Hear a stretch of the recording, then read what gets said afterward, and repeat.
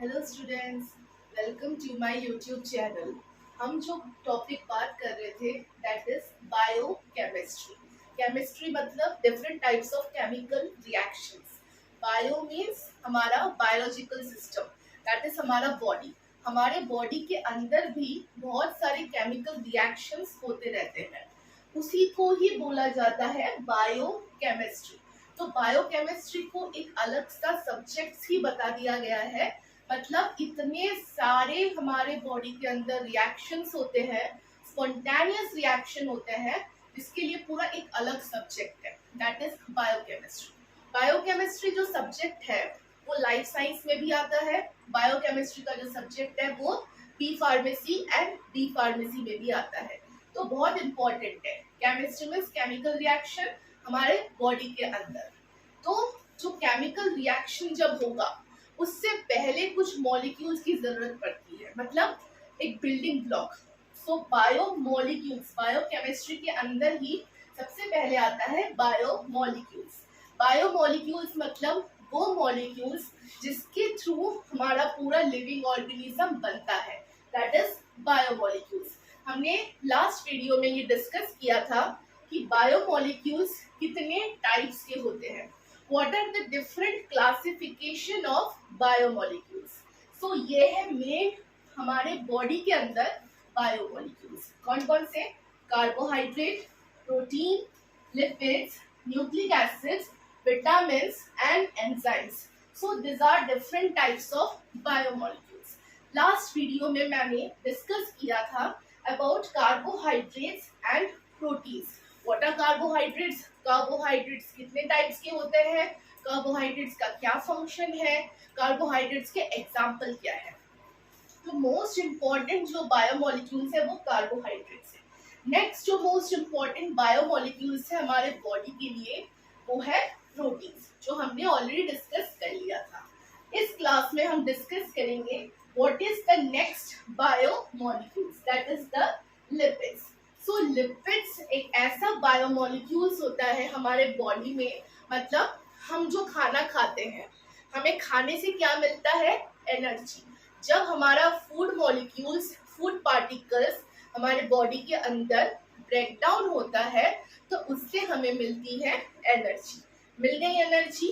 अब उस एनर्जीज को हम यूटिलाइज करके हम डेली वर्क करते हैं, जैसे कि हम काम करते हैं, हम चलते हैं, तो ये सारी चीजें एनर्जी से हमें मिलती है।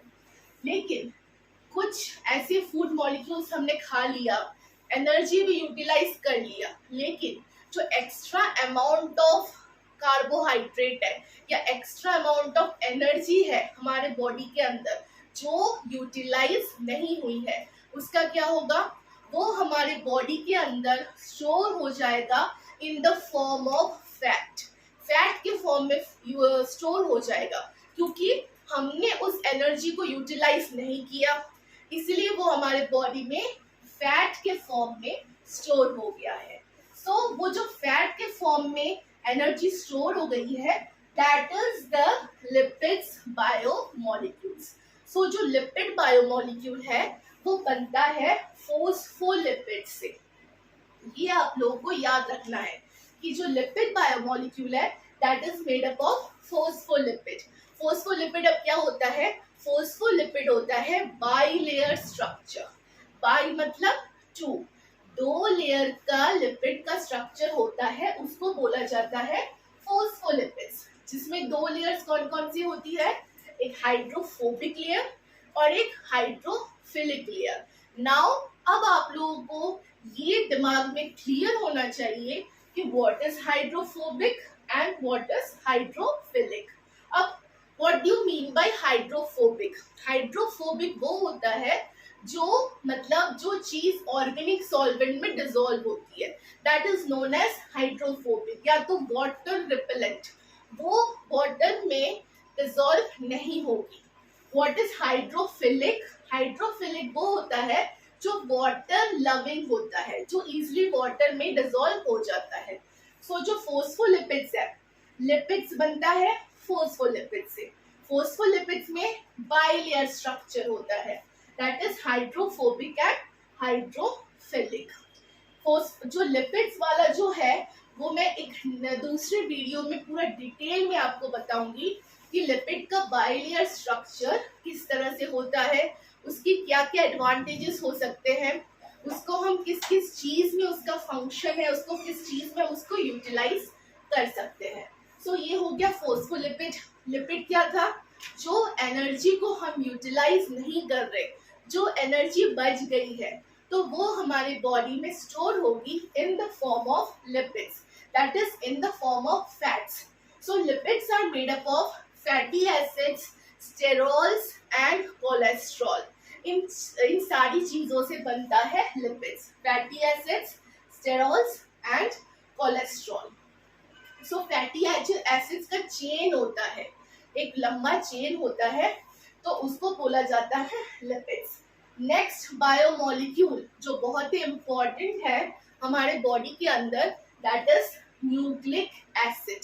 जैसे ही न्यूक्लिक एसिड का नाम आता है तो मतलब आपके दिमाग में क्लियर चीज होनी चाहिए, what is nucleic acid? Nucleic acid is DNA and RNA.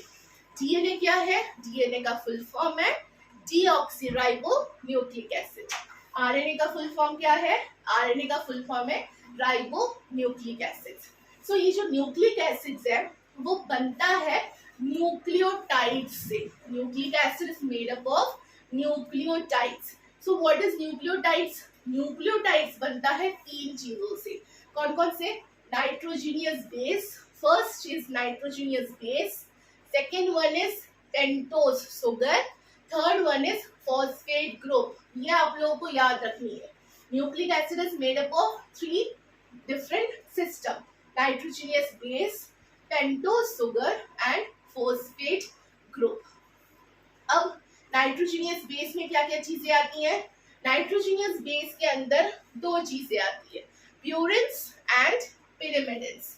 Purines and pyrimidines. आप लोग ने सभी ने डीएनए का स्ट्रक्चर तो देखा होगा। स्ट्रक्चर ऑफ डीएनए क्या होता है? Double helical structure. जब भी डीएनए आता है दिमाग में, हमारे दिमाग में क्लियर होना चाहिए कि डीएनए का स्ट्रक्चर होता है डबल हेलिकल स्ट्रक्चर। आरएनए का स्ट्रक्चर क्या होता है? Single structure. इसमें डबल है लेयर्स, इसमें आरएनए में single, that is RNA, that is DNA. अब जो डीएनए का स्ट्रक्चर होता है उसमें आप लोगों ने देखा होगा, that is ATCG, adenine, thymine, guanine, cytosine. इस तरह से बॉन्ड्स बने रहते हैं एटीसीजी का। तो ये होते हैं प्यूरिन्स एंड पिरिमिडिन्स के अंदर। जो आरएनए में होता है, आरएनए में क्या क्या चीजें होती है? Adenine, guanine, cytosine and uracil. That is the difference between DNA and RNA. DNA के अंदर थाइमाइन होता है, आरएनए के अंदर थाइमाइन की जगह यूरासिल होता है, बाकी सब सेम। एडेनाइन भी है, गुआनाइन भी है, साइटोसिन भी है, लेकिन आरएनए में क्या है? थाइमाइन की जगह यूरासिल। डीएनए का स्ट्रक्चर क्या है? डीएनए का स्ट्रक्चर है डबल हेलिकल स्ट्रक्चर। आरएनए के स्ट्रक्चर क्या है? Single structure. अब डीएनए एंड आरएनए जो कि बहुत इंपॉर्टेंट न्यूक्लिक एसिड में आता है। अब what is the function of DNA? DNA का फंक्शन क्या है?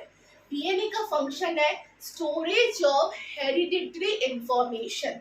ठीक है, हेरिडिटरी इंफॉर्मेशन मतलब जो इंफॉर्मेशन होती है, जो जेनेटिक कोड्स होती है, जो जीन्स होती है, तो वो जो है उसका स्टोरेज है फंक्शन डीएनए का।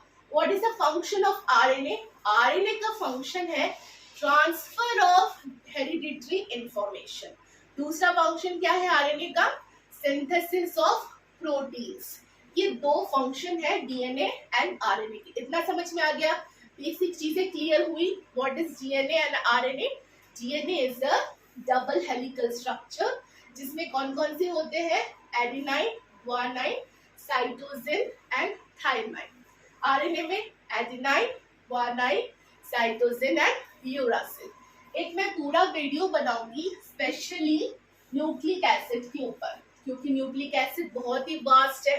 डीएनए का स्ट्रक्चर, आरएनए का स्ट्रक्चर, किस तरह से उसका फंक्शन होता है, आरएनए कैसे बनता है, डीएनए कैसे बनता है, कैसे वो स्टोर करता है जेनेटिक इंफॉर्मेशन, उसका मेरा पूरा एक वीडियो रहेगा न्यूक्लिक एसिड के ऊपर, वो आप लोग जरूर उसको देख लेना, क्योंकि न्यूक्लिक एसिड बहुत ही वास्ट है। अब नेक्स्ट बायोमोलिक्यूल्स हम फटाफट जाते हैं, that is vitamins. Vitamins is the most important biomolecules. What is vitamins? Vitamins को हम डिवाइड करते हैं मेनली टू टाइप्स में। कौन कौन से?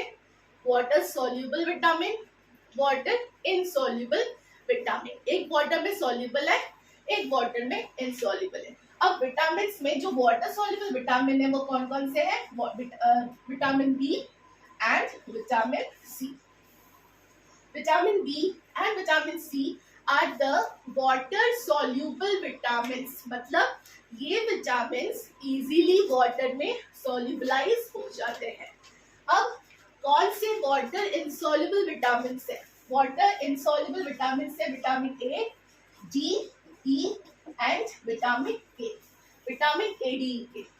Vitamin A, D, E K is a water insoluble, और उसको हम बोल सकते हैं fat soluble vitamin. Vitamin B and C is the water soluble, vitamin A, D, E K is a water insoluble या तो fat soluble vitamins. So vitamins is also a most important biomolecules. Vitamin हमें कहाँ से मिलता है? From micronutrient से। हम जो खाना खाते हैं, calcium, magnesium, phosphorus, vitamin, minerals, ये सारे हमें जो बॉडी के लिए, ग्रोथ के लिए बहुत ही इम्पोर्टेंट है। अब नेक्स्ट जो बायोमोलिक्यूल है जिसके ऊपर एक पूरा अलग होल चैप्टर है, दैट इज एंजाइम। एंजाइम भी बहुत बड़ा एक चैप्टर है। And what is enzyme?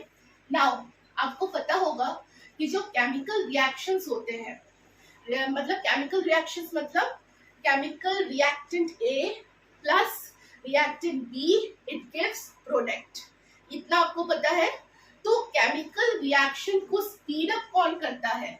एक केमिकल रिएक्शन स्लो है लेकिन उसको फास्ट होना है, तो कौन करता है केमिकल रिएक्शन फास्ट?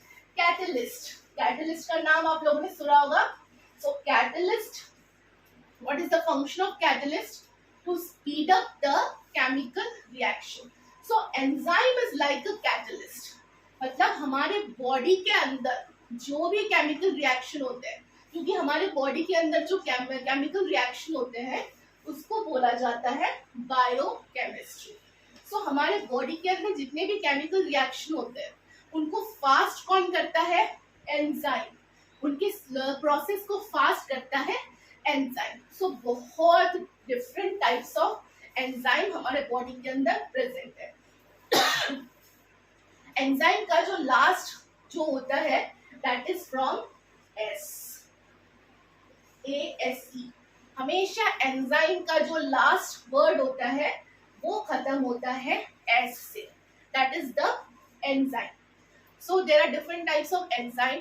एक एंजाइम एक अलग टॉपिक है बी फार्मेसी बायोकेमिस्ट्री के अंदर, जिसके लिए मैं पूरा अलग से वीडियो बनाऊंगी कि कौन कौन से एंजाइम्स होते हैं, उसका कौन कौन सा फंक्शन होता है, कौन से एंजाइम किस केमिकल रिएक्शन को स्पीड अप करता है। इसके लिए पूरा एक होल वीडियो रहेगा। तो इतना बेसिक चीजें आप लोग को समझ में आई। बायोकेमिस्ट्री के अंदर बायोमोलिक्यूल्स, मतलब बायोमोलिक्यूल्स वो मॉलिक्यूल्स होते हैं जिसके लिए हमारा पूरा बॉडी बनता है, that is the basic molecule, इसको बोला जाता है बिल्डिंग ब्लॉक्स। तो बायोमोलिक्यूल्स के अंदर कौन कौन से आती है? Carbohydrates, proteins, lipids, nucleic acids, vitamins and enzymes. So friends, मेरे वीडियो को लाइक कीजिए, शेयर कीजिए, सब्सक्राइब कीजिए। Thank you, bye bye.